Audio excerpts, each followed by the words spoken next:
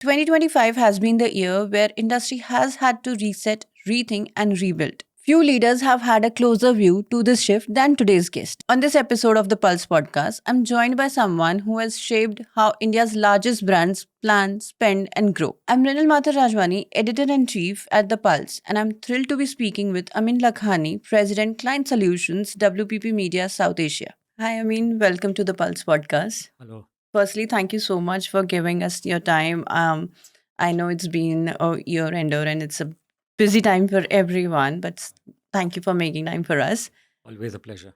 Thank Thank you. you. Before we delve into all the conversations about this year, what happened and what not happened, and your future plans, you've spent 2 decades in this industry. You've been shaping the media industry for long now, and I would want to go back a little and understand what got you into this, what drew you towards this industry, and what has it changed for you now?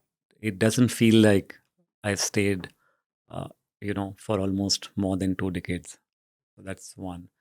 Uh, Once I passed out from management, I was always fascinated by the business of building brands. And that's when I started the journey. And a penny drop moment happened when I started seeing media, uh, you know, trying to be one of the greatest enablers in helping marketeers build brands. And that's how I ventured into media. And it's never been the same day, every day for the last so many years. There is something new, there's something exciting. There's a new challenge, whether it is to do with proliferation of channels in the beginning of my career journey, to regionalization, to evolution of digital, from being less than a percent of the media spends to over 50-60% that we are seeing today, right? So it's been a massive incremental, in a way, learning curve, evolutionary journey. We were a single platform country. Today we are in a multi-platform world.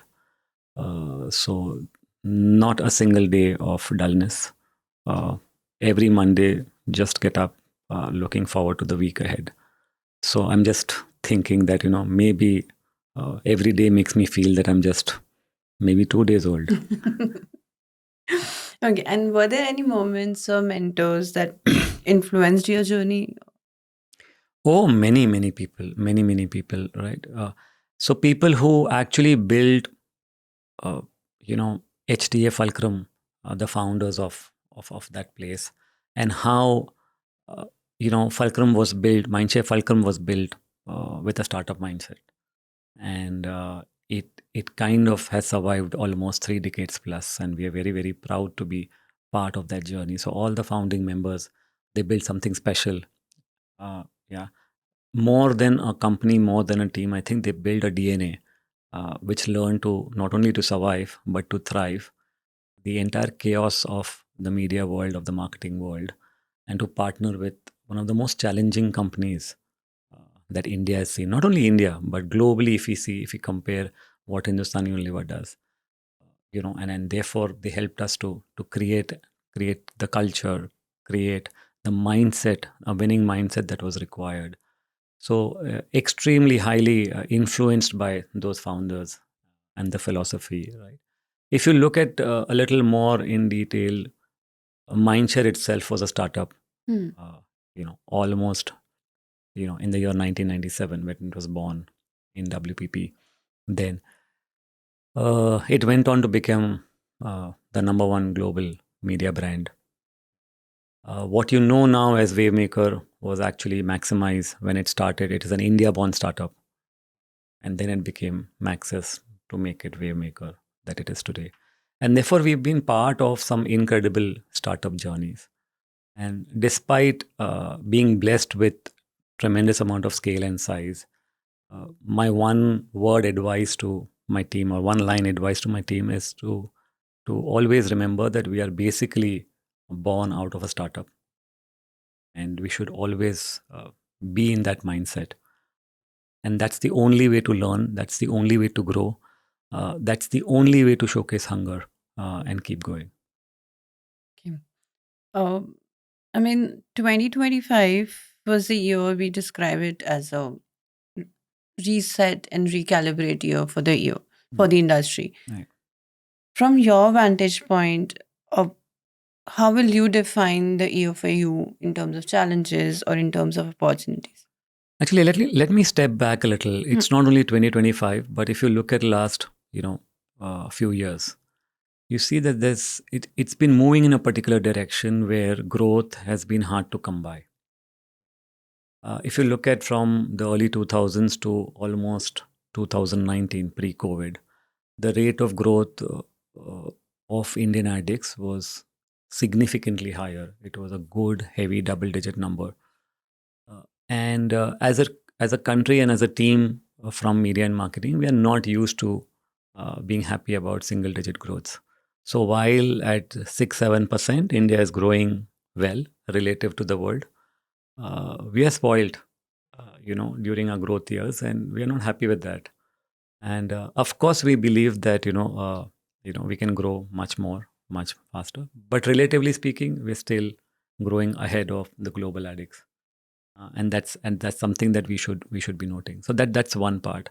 The second part is really that clients are also facing headwinds as far as their business is concerned. That entire thought process from growth at any cost to profitable growth has really added a layer of complexity. Consumer migration and adoption of digital channels and time spent has created much more fragmentation and added to a layer of complexity, right? And within all of these things, the idea is how do we really keep an eye on what the consumer is doing, where is it spending time, how are the attention patterns moving, and therefore, how do we intervene as a leading media company such that we create the right type of memory structures and we help clients to create the right type of business outcomes? So I think that's been the journey that we are focusing on time and again. Okay, but tell me, I mean, how is this is affecting a media company overall? So a lot needs to be done. For example, there are two. If I were to again step back and reflect on what you're just asking me, is that there are two big challenges facing us. One is the slowing of business growth. Hmm. So that's one area, right? And within that, the digital penetration, the opening up of platforms, the advent of influencer marketing, the entire full funnel, conversation that we are trying to see, because more and more consumers are adopting e-commerce platforms and trying to complete the sale on online channels. And the other one is, around how are we driving and helping our clients, make meaningful investments such that that drives business outcomes. I think we're trying to balance between the two. We're also trying to see how can we optimize ourselves, how can we become leaner, agile, faster, such that we can invest further or dial up our investments on the future facing capabilities, whether it is AI, whether it is deep analytics, whether it is attribution models that we are trying to build for our clients. So I think that is the entire conversation or at the heart of what we are trying to do for our clients. Okay. And you have often spoken about clients seeking integrated, business impact driven solutions. How has that shift reshaped the way WPP Media South Asia itself operates? So as you know, we've kind of restructured and made ourselves far more leaner and tighter. Uh, the restructuring has been done primarily to open up opportunities such that we have a focused, our focus is on building the agency of the future. Uh, WPP Open, which is uniquely powered by AI, and that's our mainstay play, which is going to bind us as the operating systems. As we see increasing number of clients, whenever we are seeing and going and presenting this particular solution, are really getting excited, and they're really intrigued on what we are trying to do. And that can be seen from our client wins, not only in India, but look at the two big wins that we've just done in Europe itself Hmm. in the last 2 weeks, right? So that gives us huge amount of confidence. that that narrative or that solution is really appealing to the clients, and increasing number of clients are reaching out to us to say how can we work with you such that you can really help us stitch up all the complexities around the marketing uh, and the media solutions world.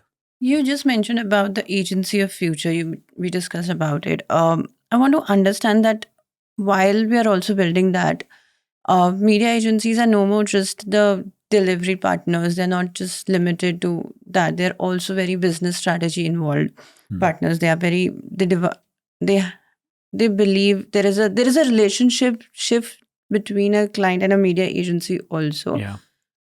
How do you see it?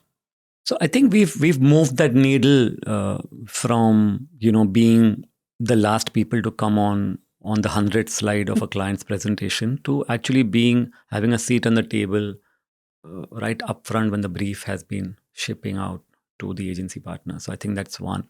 Right, we are the heart and the center of the marketing solutions strategy whenever the brand teams are working on it, right? And that is what we really take that as a sign of additional amount of responsibility, and therefore the deep investments that we're making to make sure how our consumers spending time between multiple platforms, and how could we do what could we do to advise our clients with the right type of insights such that they can build their creative and their comms approaches backed on real consumer data and insights.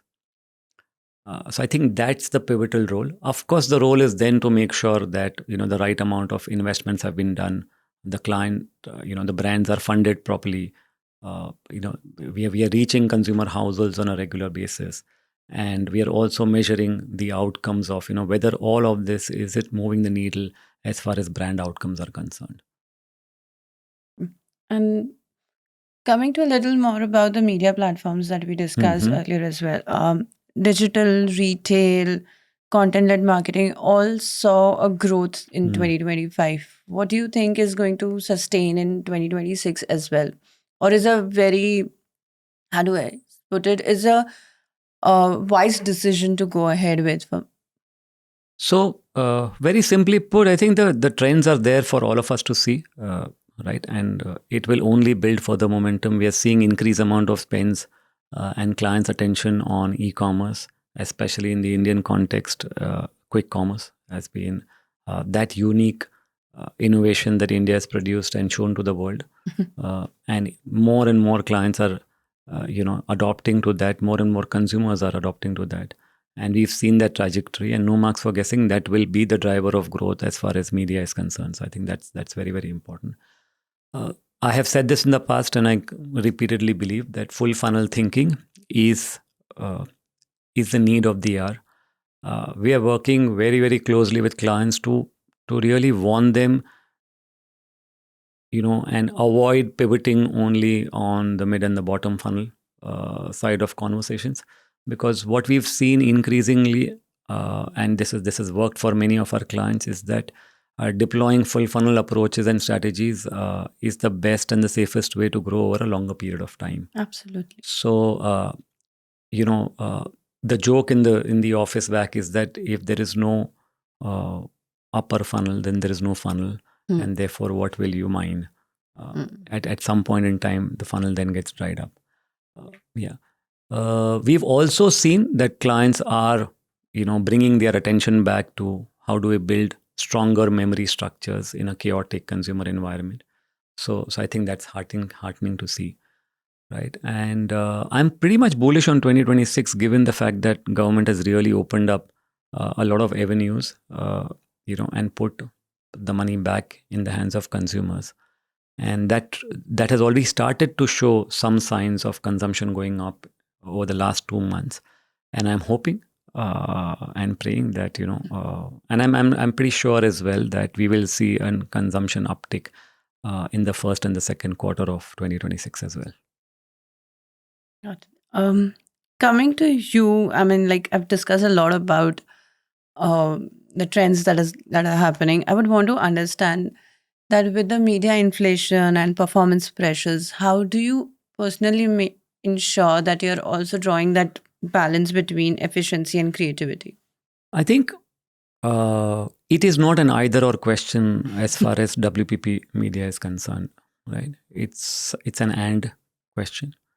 And yes, we ensure that we don't lose out on our strategic thinking, our innovation quotient, you know, and ensuring that the best or the best in class efficiencies are delivered across our clients. I think that's the constant thing. That is table stakes, I think, right? In this type of an environment, especially in this type of an environment. Okay. And we've also seen there's a lines that are blurring between content, commerce, culture. A lot of things are happening. Mhm. Actually, that is required also, that the Yeah. blurring is also required. But how is that reshaping how brands are working Oh, very and interesting. spending? Yeah, very interesting. If you look at WPP Media, we perhaps have the largest contingent uh, of branded content teams, which are completely integrated within our brand teams or our planning teams. Right? We watch popular culture extremely closely.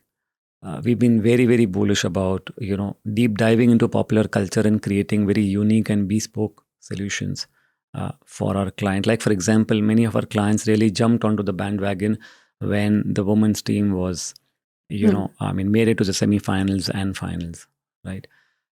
We didn't blink an eye. We were up there standing with our clients, whether it was a print release for Surf Excel or whether it was an intervention that we required through the influencer marketing approach. I think we were there.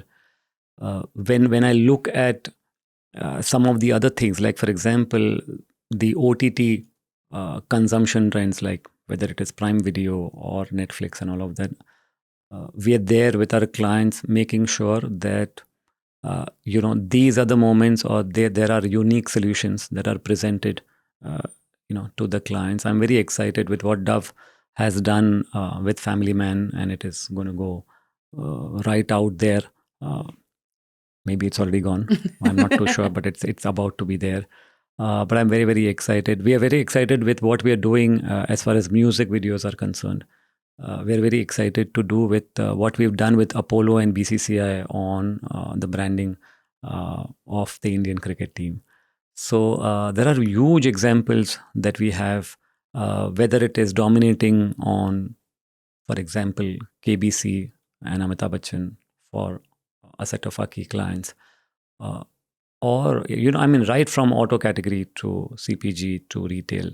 I think our teams are just there trying to, find those right moments, right opportunities within popular culture to make sure that the media messaging is able to create the right memory structures uh, in this entire fragmented ecosystem. And if I have to say, in this convergence that we discussed, we've seen a lot of great examples. You've mentioned a few of them here.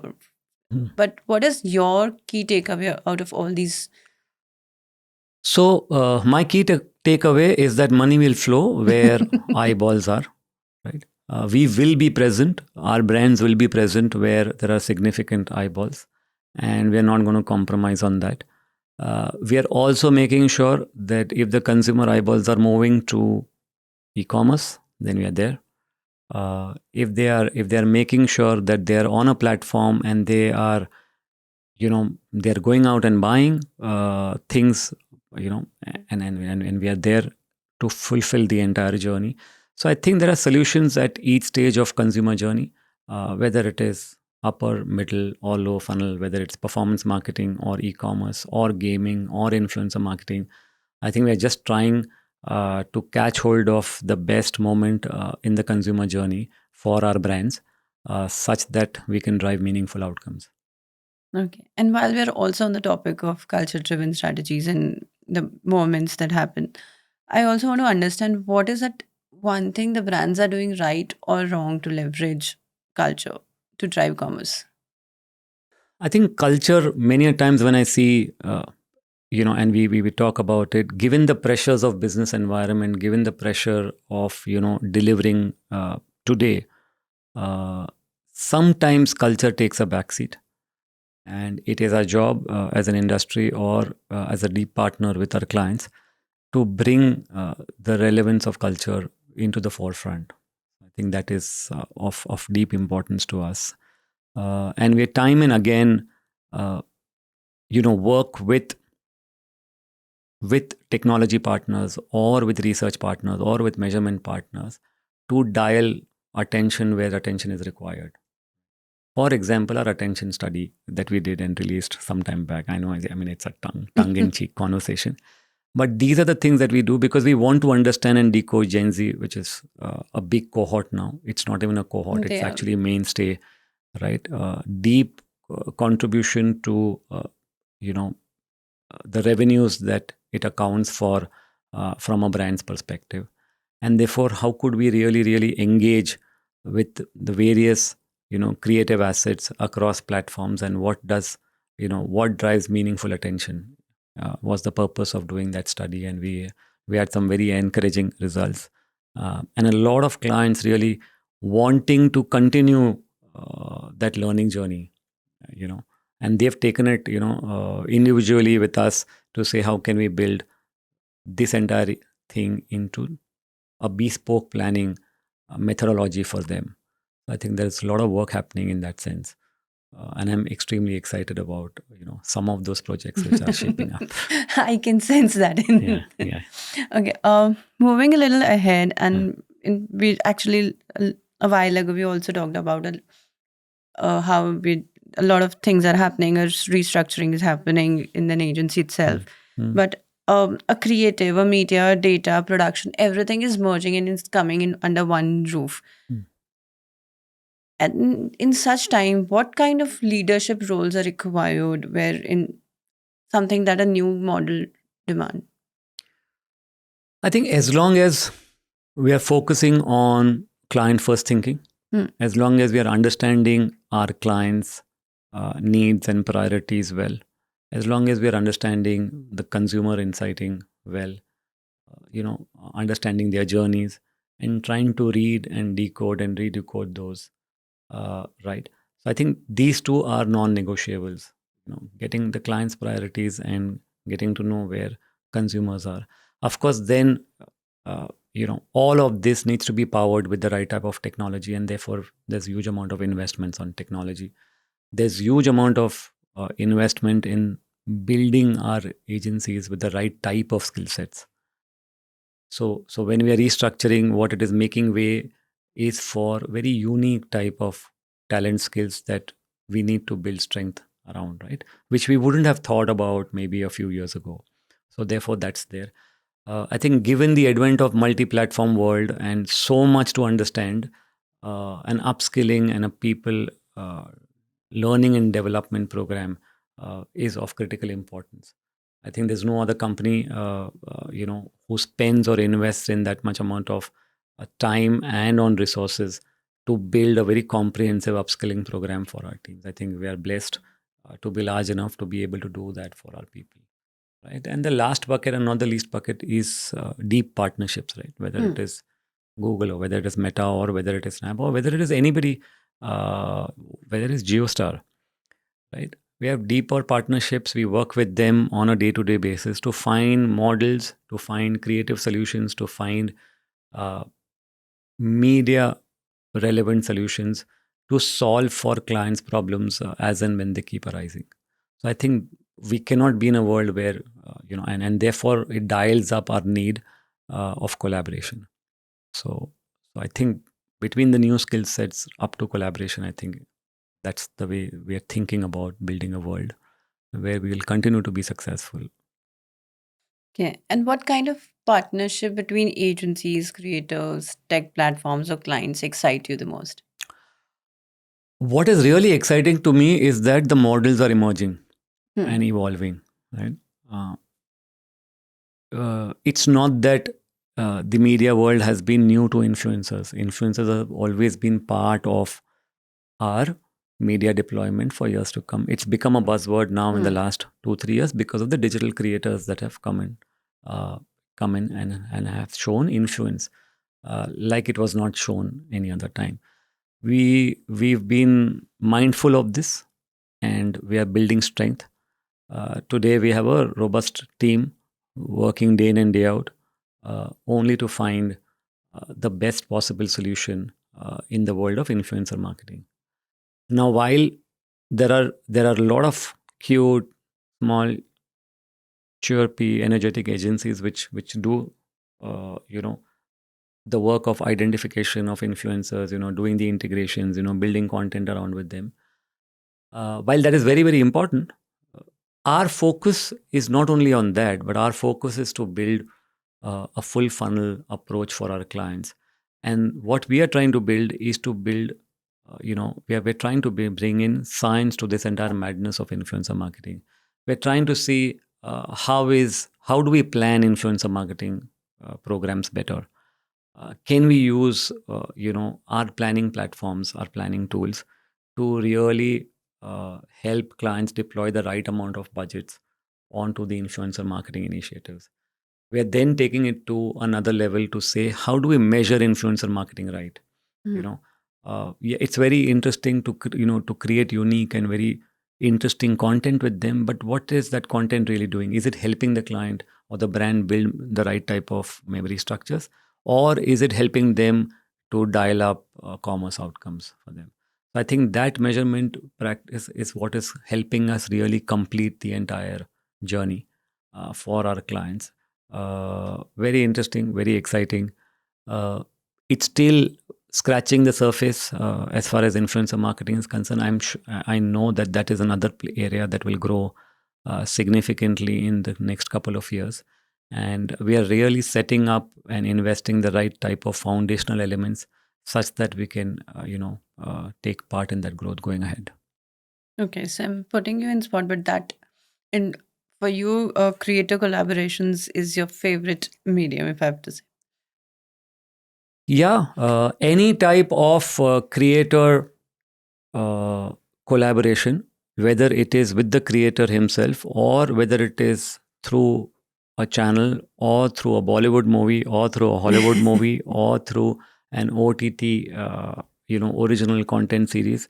I think any content developer or a creator can help me with a solve, and it can be from anywhere. It can be in any language. As long as it is helping me solve a client's problem, it will be part of our Plan. influencer marketing solution. Okay. Coming towards the end, I have a couple of things that I want to ask. One is going ahead in 2026. What do you think? Which trend or which shift will shape how brands are planning? So one of the things that we are very excited, and there are quite a few things, right? And a lot has been written about. I'll just pick and choose what is there in my mind, and I'm particularly excited about, right? One, we've already spoken about influencer marketing, so I'm Yeah. not going to come and repeat that. But the other thing very important is how do we really win with AI? And there is a lot of talk around winning with AI, and AI will do this and AI will do that, but I think there's very little meaningful work that has been developed and I think our attempt is to really drive meaningful work, both from driving simplification for our clients. So whether it is one unified operating system that helps connect from the brief to outcome and measurement, and it's available all at a single click, to all the stakeholders, right? So I think that's an operating system which is really creating a lot of natural pathways for deeper collaboration, right? So I think I'm very excited about that, and then the entire agentic AI solutions which are coming up, and the way they are helping us decode tons of data in manners which was not humanly possible, or which would have taken huge amount of time just about 3-4 months ago. So I mean, I think that's solving for speed, that's solving for releasing a lot of time from our executives to be able to use that information to make meaningful engagements and conversations with our clients. I think that is a chapter that I'm just waiting to unlock as we move on. And lastly, What has 2025 taught you as a leader Hmm. or as a professional? Hmm. And if you have to wrap up your year in one word or two, how will that be? 2025 has taught us a lot. It has taught us to deal with uncertainty. It has taught us to deal with vulnerability. It has taught us the importance of culture. It has taught us the importance of belief, right? And it's been a great learning year, both personally as well as professionally. Uh, you know, when you are seeing the change coming, when you drive change, and when you are in the other side, I think there are deepening impacts of a huge learning curve that you face yourself as well as the organization, right? So, so I think it's a year of learning, if I were to put it in one word. And 2026, I'm very, very much excited that now that the change has already, emerged, the shape has already taken. We at the leadership of WPP Media are just waiting to unlock how this change will help us turbocharge the growth for our clients and for us, and of course our partners. Yeah. So, and what's on your 2026 vision board? What's on my Well, I personally would want to know both your professionally and personally. so I'm going to spend a lot of time upskilling myself.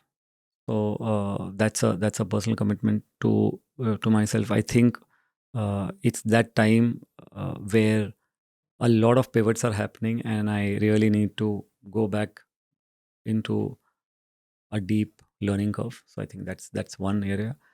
I want to get back to running. I've I came back to it last year. Again, I've dropped out this year. I'm hoping that I can go back to running mid and long distance runs again. I don't know if runs are missing me, but I'm missing the run deeply. So that's there.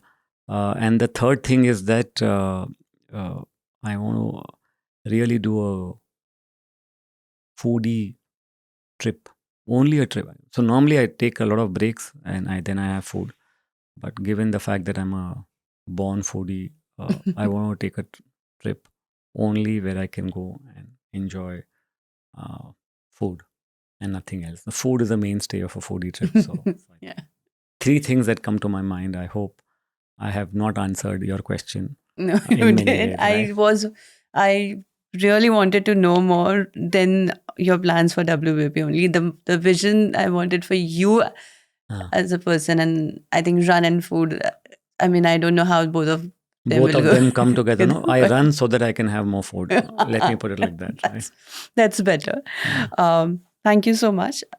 I do have fun questions planned. It's a rapid fire, Yeah. no hamper, but Okay. I'm sorry for that. But Okay. yeah, Yeah. it's a rapid fire.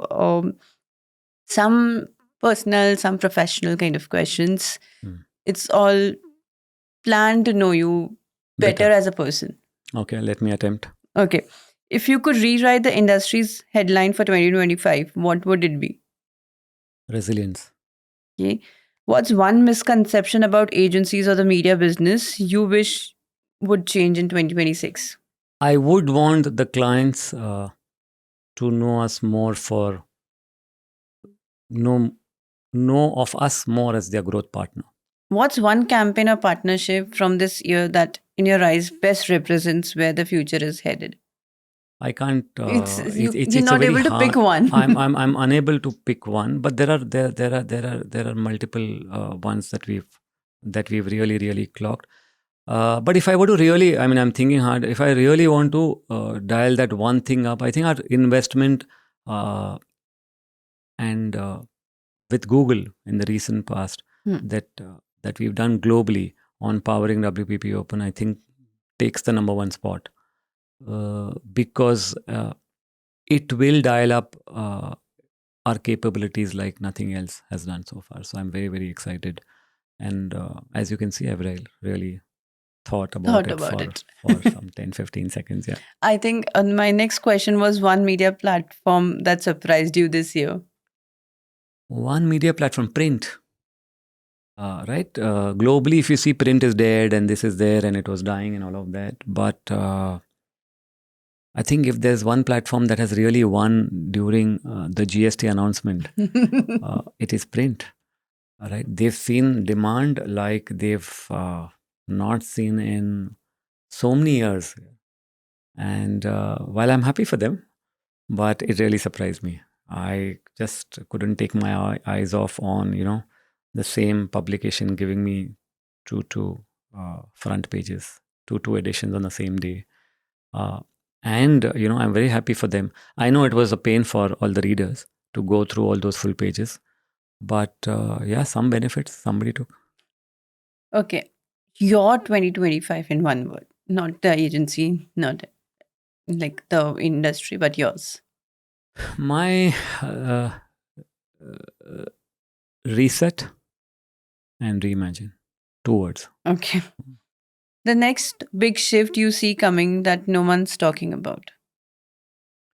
The next big shift that no one's talking about is something that we spoke about it briefly, but the power of, or if I were to put it another way, this entire line that I'm very excited about, man over machine, Mhm. that we will learn how the machine works. And when I'm saying machine, I'm talking about AI. Yeah. And I'm just waiting to see that how the human being will continue to be on top of the machine very soon. Currently, there are a lot of questions around this, that the AI will take over human. I'm a firm believer on the spirit of humankind, on the spirit of self. There have been a lot of challenges. When the computers came in, people spoke about that this will take away jobs, this will do this will do that. And we've seen many of those shifts coming up. And each time that the human being has been challenged on its own invention, the human being has come right on top. Yeah, so a few more, maybe weeks or months. If you were not a media person, if you were not from this industry, where where would we have Where found would I have you? been? Yeah. Okay, I would have been an engineer. I had a chance, I didn't do it. Otherwise, I would have been a brand marketer because I started off over there and I would have not come here. So that is the second one. But more importantly, if nothing of this, maybe a nice, cute restaurant somewhere. Yeah, Foodie at heart. and and serving people some great food.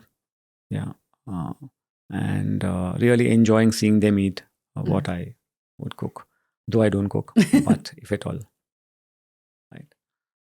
It's not necessary that a restaurant should Owner know. should know how to. Yeah, Yeah. the restaurant owner should cook, huh? Yeah, But it's not. restaurant, I'm assuming, should know how to cook. Yeah. Owner, no, should hire a good chef. Lovely, lovely. Yeah. Okay, Thank you so done. much. I mean, thank you Thank you. for this. I hope we didn't put you in a lot of spots. We did, though, but yeah. Now that you've put me, I have nothing else to say because I've answered most of them. And thank you so much, Thank and you. wishing you the very best in the years to come. Thank you Thank so you. much.